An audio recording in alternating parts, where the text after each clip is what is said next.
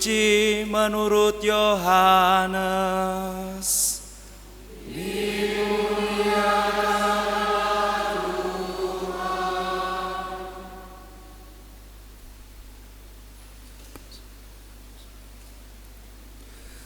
Di antara orang-orang yang datang ke Yerusalem untuk merayakan Paskah, terdapat beberapa orang Yunani. Orang-orang itu pergi kepada Filipus yang berasal dari Betsaida di Galilea, lalu berkata kepadanya, "Tuan, kami ingin bertemu dengan Yesus." Filipus pergi memberitahukannya kepada Andreas, dan berdua mereka menyampaikannya pula kepada Yesus. Kata Yesus kepada mereka, "Telah tiba saatnya Putra Manusia dimuliakan. Sesungguhnya aku berkata kepadamu, jika biji gandum tidak jatuh ke dalam tanah dan mati, ia tetap satu biji saja. Tetapi jika mati, ia akan menghasilkan banyak buah. Siapa saja yang mencintai nyawanya, ia akan kehilangan nyawanya. Tetapi siapa saja yang membenci nyawanya di dunia ini, ia akan memeliharanya untuk hidup yang kekal.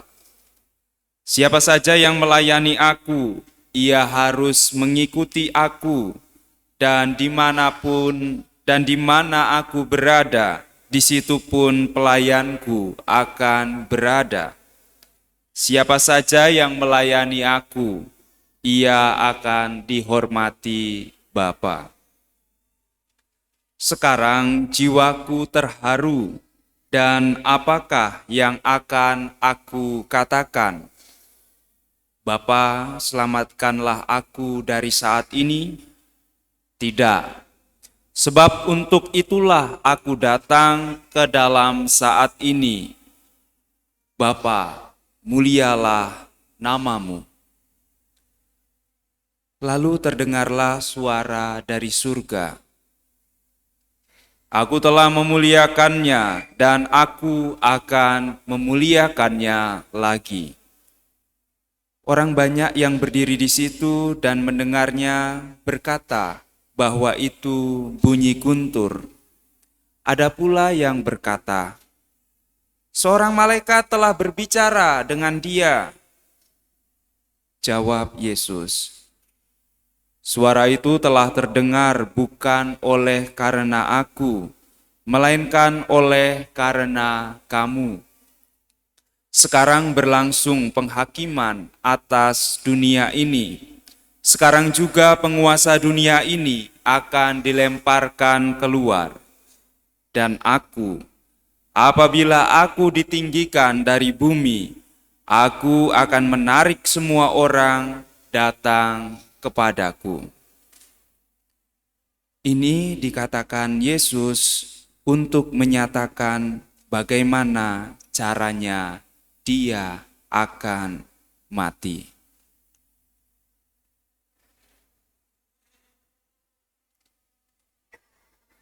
Demikianlah sabda Tuhan.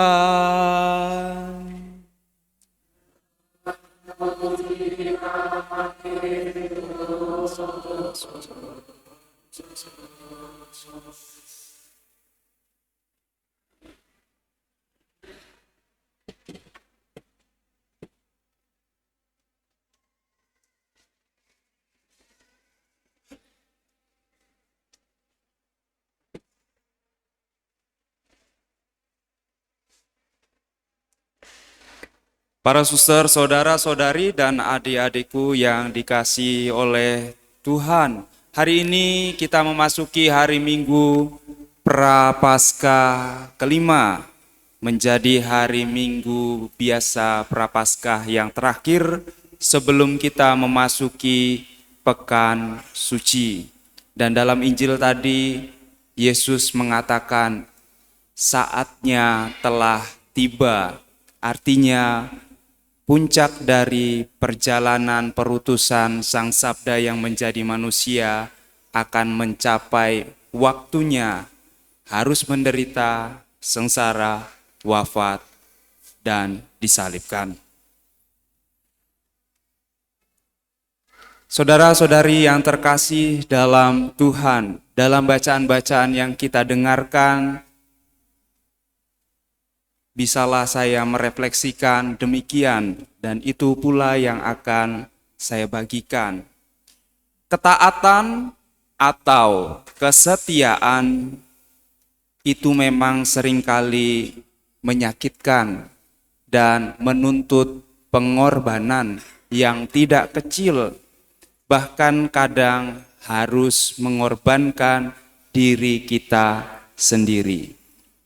Tetapi orang yang bisa berkorban itu adalah tanda orang yang bisa taat dan juga bisa setia. Ketaatan dan kesetiaan membutuhkan pengorbanan, dan orang yang bisa berkorban itu tanda orang yang taat dan setia. Entah itu dalam hidup berkeluarga, pilihlah orang yang bisa berkorban.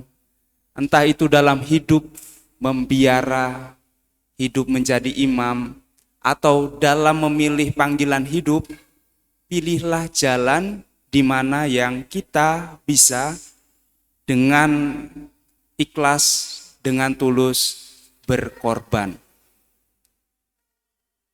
Memang kalau kita tidak bisa membiarkan atau merelakan keegoisan dan kekerasan diri kita untuk jatuh dan mati seperti biji gandum, kita tidak akan pernah bisa menghasilkan buah kebaikan apapun.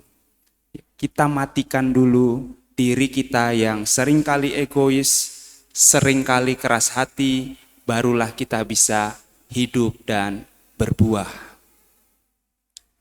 Di dalam keluarga, di dalam hidup menggereja, di dalam hidup bermasyarakat, di dalam hidup pribadi, itu tadi. Tanda ketaatan dan kesetiaan ialah pengorbanan.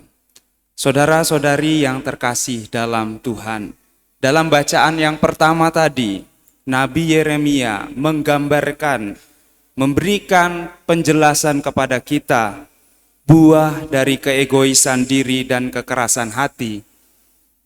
Buahnya ialah pengingkaran. Itu tadi. Orang yang tidak bisa berkorban pasti akan mudah ingkar. Entah itu dalam hidup keluarga, hidup menggereja, hidup pelayanan, hidup pribadi. Kalau tidak bisa berkorban, pasti akan mudah untuk mengingkari. Seperti itu.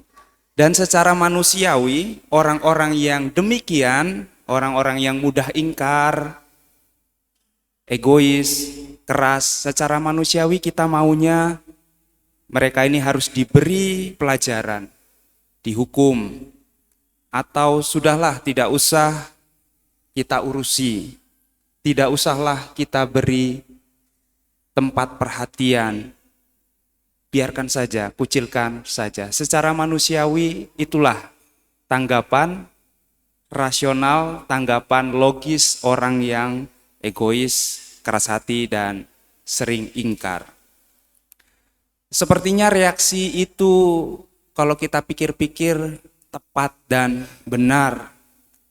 Padahal dengan reaksi demikian, kita dengan reaksi tadi memberi hukuman, sudahlah tidak usah diurusi, tidak usah diperhatikan, kucilkan saja. Secara tidak sadar, kita pun sedang menjadi sama dengan pribadi yang sedang kita nilai. Kita pun sedang membuat diri kita egois, sedang mengeraskan hati kita, sedang menutup diri kita, dan kita mencoba lari dari tuntutan pengorbanan kita. Maka Allah memberikan contoh bagaimana kalau kita berhadapan dengan pribadi yang demikian, ataupun kita sendiri yang punya sifat dan kecenderungan yang keras dan egois. Allah karena belas kasihannya justru berusaha menyentuh hati mereka yang keras, menaruh sabda kasihnya, perintah kasihnya dalam hati mereka, dan akhirnya mengampuni. Mengampuni inilah jalan pengorbanan, dan kalau boleh saya refleksikan, mengampuni adalah puncak dari pengorbanan. Mengampuni itu adalah puncak dari pengorbanan. Kalau kita bisa mengampuni, semua relasi itu bisa diperbaiki. Tawaran belas kasih Allah sudah pasti.